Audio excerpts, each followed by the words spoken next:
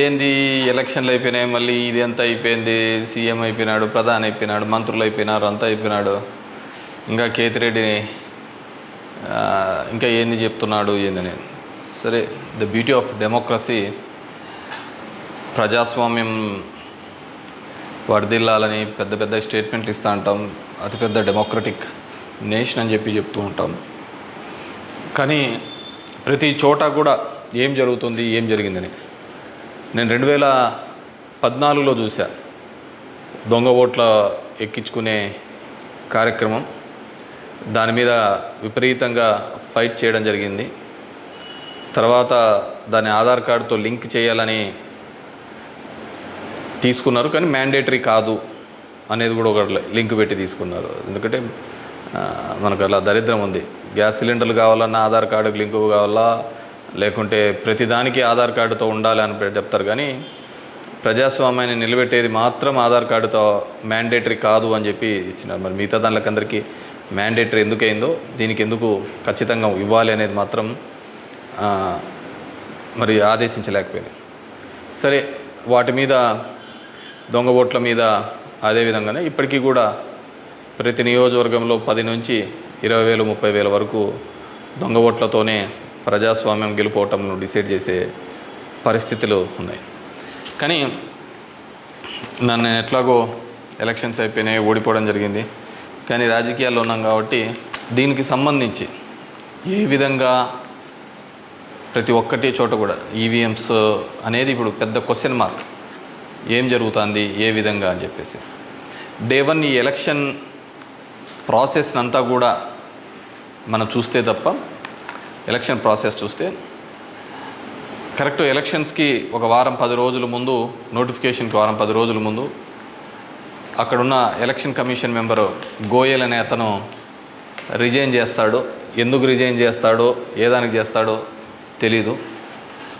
తర్వాత అంతకుముందు వరకు ఉన్న ఒక చట్టం, ఒక ఎలక్షన్ కమిషన్లో ఒక మెంబర్ని అపాయింట్ చేయాలన్న దానికి ప్రధానమంత్రి, ప్రతిపక్ష నాయకుడు, చీఫ్ జస్టిస్ ఆఫ్ ఇండియా ఈ ముగ్గురు సమక్షంలో ఎన్నుకోవాల్సిన దాన్ని మళ్ళీ ఒక కొత్త చట్టం తీసుకొని వచ్చి ప్రతిపక్ష నాయకుడు, ప్రధానమంత్రి, క్యాబినెట్ సహచరుడు అని పెట్టి తీసుకొని వచ్చి ఒక కొత్త వ్యక్తిని తీసుకొని రావడం జరిగింది. అది మనం అందరం కూడా చూడడం జరిగింది. కానీ ఏం చేస్తారంటే బ్యూటీ ఆఫ్ డెమోక్రసీ, ఏ విధంగా కావాలంటే వాళ్ళ ఆ విధంగా చేయడం జరిగింది. ఈరోజు నేను కొన్ని ఉదాహరణలతో, నేను ఆంధ్రప్రదేశ్ దీని గురించి మాట్లాడితే మీరు ఇట్లా ఓడిపోయినారు కాబట్టి ఏమైనా చెప్తా అంటారు, ఏమైనా మాట్లాడుతూ అంటారు, ఏం అప్పుడు లేదా ఇప్పుడు లేదా అని కూడా మాట్లాడుతూ ఉంటారు. నేను ఇంతకుముందు కూడా చెప్పా, ఏ విధంగా కేవలం ఒకటి మాత్రమే ప్రశాంత్ కిషోర్ ఏ విధంగా చెప్తాడు, కేకే సర్వే అనే వాళ్ళు ఏ విధంగా చెప్తారు, లేకుంటే అశ్విని దత్ అనే అతను ఏ విధంగా చెప్తాడు 160 అని చెప్పేసి. ఎందుకంటే ప్రజల నాడి ఎవరికి దొరకలేదు, అందలేదు అనేది వాస్తవం. అలాంటప్పుడు వీళ్ళు ఏమాత్రం గ్రౌండ్ రిపోర్టు చేయని వీళ్ళకి ఏ విధంగా తెలుస్తుంది. వన్ థింగ్ ఏదైనప్పటికీ కూడా నేను కొన్ని పత్రికల్లో వచ్చిన ఆర్టికల్స్, అదేవిధంగా మిగతా దానిలోకి వచ్చిన ఆర్టికల్స్ని దృష్టిలో ఉంచుకొని మీ ముందు కొన్ని ఉదాహరణలు తీసుకొని రావదలుచుకున్నాను. ఇక్కడ చూసినామంటే తమిళనాడు రాష్ట్రంలో తిరువల్లూరు నియోజకవర్గంలో ఇది పార్లమెంట్ వైజ్గా నేను చెప్తున్నాను, టోటల్ 14,30,738 ఓట్లు పోల్ అయింటే, కానీ ఈవీఎం మాత్రం కౌంట్ చేసినప్పుడు 14,13,941 ఓట్లు 47 ఓట్లు చూపించాడు. అంటే 16,791 ఓట్లు కౌంటింగ్ చేసిన దానికంటే పోలైన ఓట్లు తక్కువగా ఉన్నాయి తిరువల్లూరు అనే విధంగా. అదేవిధంగా అస్సాంలో చూస్తే 10,760 ఓట్లు తగ్గినాయి. అంటే వీళ్ళు కౌంట్ చేసిన దానికి, వీళ్ళు ఈవీఎంలో ఇచ్చిన దానికి పోలింగ్ అయిన దానిలోకి చూస్తే, పోలింగ్ అయినది చూస్తే 12,40,306 అయితే ఈవీఎంలో కౌంట్ చేసిన దానిలకు 12,29,546 ఓట్లు ఉన్నాయి, 10,760. ఒడిస్సా ధనకల్ అనే చోట 11,93,460 ఓట్లు ఈవీఎంలలో పోలయింటే ఈవీఎంలు కౌంట్ చేసినప్పుడు మాత్రం 11,84,33,000 9,427. అదేవిధంగా గుంటూరు మన ఆంధ్రప్రదేశ్లో చూస్తే 14,11,989 పోల్ అయింటే కౌంటింగ్ చేసినప్పుడు 14,04,061 ఓట్లు 7,928 ఓట్లు పోలైన దానికంటే ఈవీఎంలలో తక్కువగా కనపడడం జరిగింది. అదేవిధంగా ఎక్సెస్ వచ్చినాయి, అంటే పోలైన దానికంటే ఈవీఎంలలో ఎక్సెస్ రావడం జరిగింది. ఆ సంఖ్య చూస్తే అస్సాంలో కరీంగంజ్ అనే చోట చూస్తే 11,36,538 ఈవీఎంలలో పోలైంటే ఎంచే టైంకి 11,40,349 అంటే 3,011 ఓట్లు పెరిగినట్టు కనపడినాయి. అదేవిధంగా ఒంగోలులో చూస్తే ఈ 13,99,707కి కౌంట్ చేసినప్పుడు 14,11,174 ఓట్లు. అదేవిధంగా ఒడిశా దాంట్లో బలాస్పూర్, మధ్యప్రదేశ్లో మండ్లా, అదేవిధంగా బీహార్లో బుక్సర్, ఇవన్నీ చోట పోలైన ఓట్ల కంటే ఈవీఎంలలో పెరిగిన ఓట్లు ఇవి. అదేవిధంగా ఇక్కడ పోలైన ఓట్ల కంటే ఇక్కడ తగ్గిన ఓట్లు. ఇది ఓవరాల్గా కూడా చెక్ చేసుకుంటే వచ్చిన విషయం. రెండో దానికి చూస్తే టోటల్ ఈ విధంగా చూస్తే దేశవ్యాప్తంగా 140 నియోజకవర్గాల్లో ఈ విధమైన ఓటు డిఫరెన్సెస్ జరిగినట్టు మొత్తం దీనిలో ఫామ్ 17C దీనిలో చెక్ చేసిన చోట మనము చూడడం జరిగింది. పైగత్మ అదేవిధంగా ఈ విధంగా 16,000 ఓట్ల నుంచి ఈ విధంగా చేయడం జరిగింది. మే 25 ఈసీ రిలీజ్ చేసిన దాని ప్రకారము ఒక్క నిమిషం, ఇవన్నీ కూడా చిన్నవి మాక్ ఓటింగ్లలో జరిగినవి ఇవన్నీ అని చెప్పేసి వాళ్ళు చెప్పడం జరిగింది. ఇంకా ఏమంటే ఫామ్ 20 ఇంకా ఇంతవరకు ఆన్లైన్లో కూడా అప్లోడ్ కాలే. మామూలుగా ఇవన్నీ ఆన్లైన్లో అప్లోడ్ కావాల్సిన విషయం. ఎందుకో అవన్నీ చెప్పచ్చు, లక్షల మెజార్టీలలో వస్తున్నప్పుడు ఈ 1000, 2000, 3000 ఎందుకు ఈ విధంగా అని చెప్పేసి నేను దానిలో కూడా కొన్ని ఉదాహరణలు చెప్తాను. దీనిలో సంబంధించి చూస్తే మొదటిది ముంబై నార్త్ వెస్ట్ మహారాష్ట్ర దానికి సంబంధించి మొత్తం ఈవీఎంలలో పోలైన ఓట్లు 9,51,580 ఓట్లు మొత్తం పోలైనాయి. కానీ ఈవీఎంలు లెక్కేసినప్పుడు దాంట్లో 9,51,582 ఓట్లు ఈవీఎంలో మాత్రం కౌంటెడ్గా కనిపినాయి. అంటే ఆడ లెక్క చేసిన దానికి దీనిలకు సంబంధించి తేడా కనపడడం జరిగింది. కానీ అక్కడ ఏం జరిగిందంటే శివసేన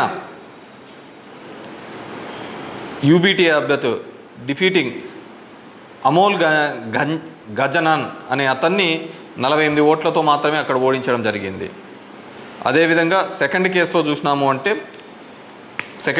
చూసినాము అంటే జైపూర్ రూరల్లో రాజస్థాన్లో 12,38,818 ఓట్లు ఈవీఎంల ద్వారా పోలైంటే కానీ ఈవీఎంలలో లెక్కించినప్పుడు మాత్రం అది 12,37,966 ఓట్లుగా మాత్రమే చేయడం జరిగింది. 852 ఓట్లు అక్కడ కౌంట్ కాలే. 852 ఓట్లు అక్కడ కౌంట్ కాలేదు. బీజేపీకి సంబంధించిన రావు రాజేందర్ సింగ్ అనే అతను ఈ సీట్ని గెలవడం జరిగింది. అతను గెలిచిన దానికి మార్జిన్ 1,615 ఓట్లు, 1,615 ఓట్లతో ఆయన గెలవడం జరిగింది. 1,600. కానీ అక్కడ వచ్చిన తేడా 852. ఇది ఇట్లా మారిపోయినా ఇది ఇట్లా గెలిచిందో అంటే ఆ లోయెస్ట్ మార్జిన్. ఎందుకని థర్డ్ కేసు చూస్తే కంకర్ ఇన్ ఛత్తీస్గఢ్ అక్కడ పోలైన ఓట్లు 12,61,103 ఈవీఎంల ద్వారా ఓట్లు పోలైంటే ఈవీఎంల ద్వారా మనకు ఫామ్ 17లో ఇచ్చినప్పుడు ఈవీఎంల ద్వారా ఉండేది.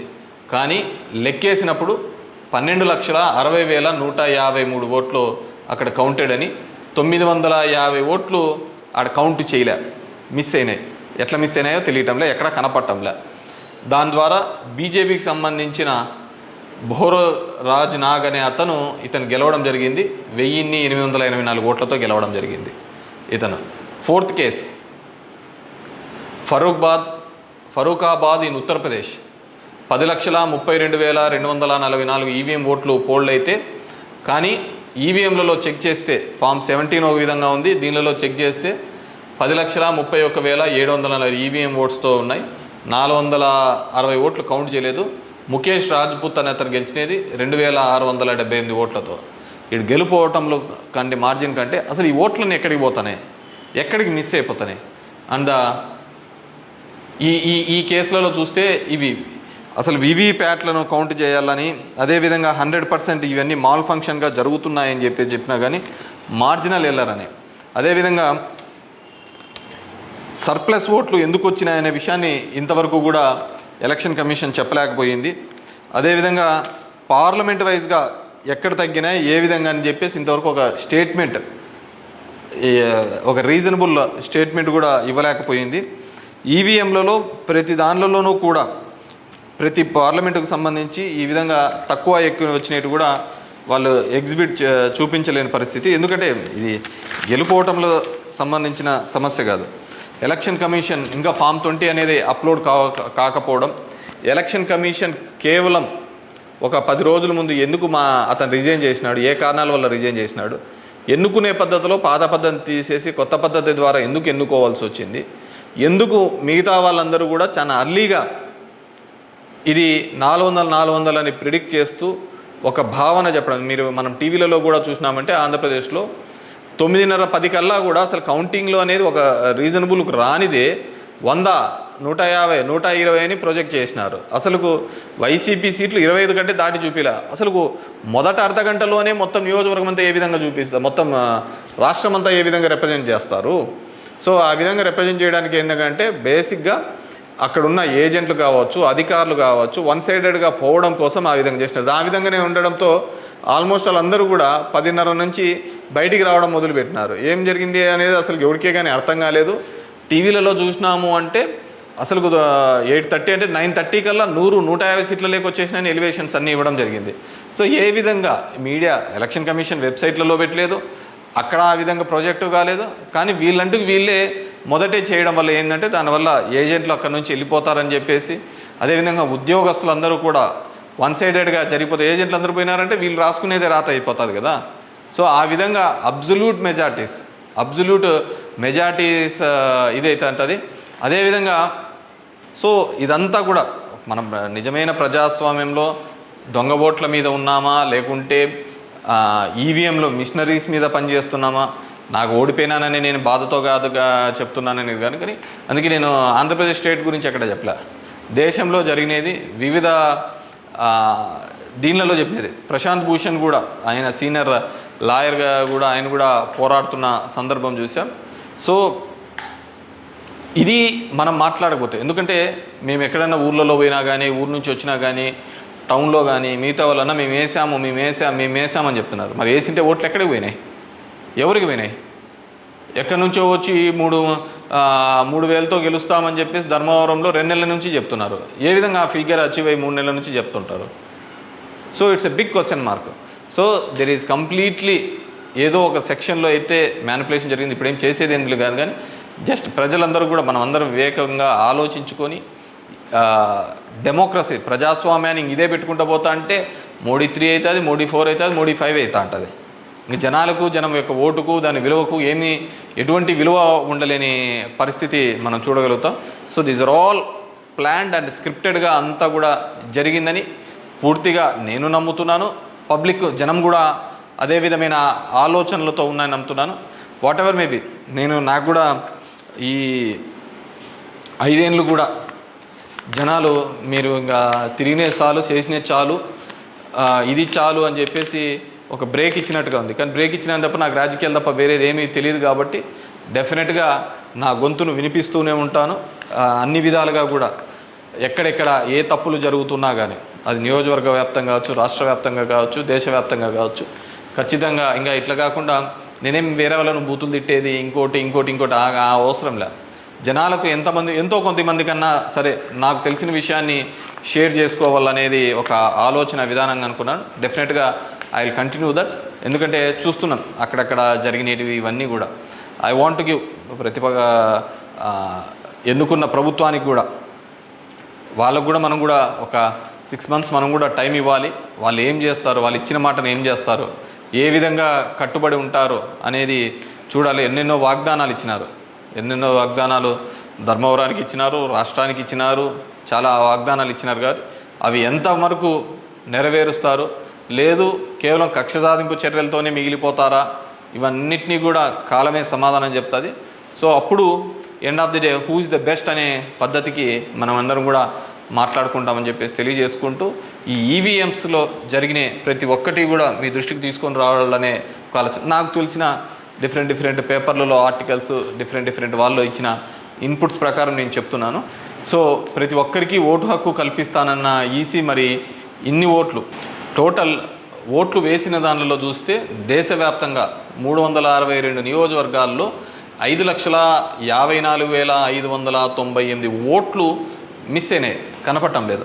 అది అంటే అది హెచ్చుతగ్గుల్లో కావచ్చు, దీనిలో కావచ్చు, కరెక్ట్గా రాకుండా అన్ని ఓట్లు మిస్ అయినాయి. మరి ఈ ఓట్లన్నీ ఎక్కడికి పోయినాయి? సో ఇదే పద్ధతిలోనే మొత్తం నడవాల్సిన పరిస్థితే అనేది కూడా మనమందరం కూడా, ప్రజాస్వామ్యంలో ఉన్న ప్రతి ఒక్కరు కూడా మనమందరం కూడా ఆలోచించుకొని భవిష్యత్తులో దీని మీద మాట్లాడకపోతే, నిశ్శబ్దంగా ఉన్నాము, వచ్చింది మన గవర్నమెంట్ ఎగలాడదామని, ఇంకోటి వచ్చింది ఇది అని చెప్పేసి వాళ్ళు చేసినారు. సరే, సదరన్ పార్ట్ ఆఫ్ ఇండియాలో కొత్తగా తీసుకొని వచ్చినారు, కులం మతం అనే దాని మీద రాజకీయం తీసుకొని వచ్చినారు.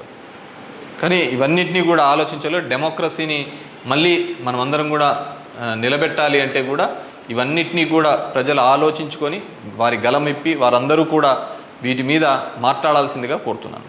Thank you.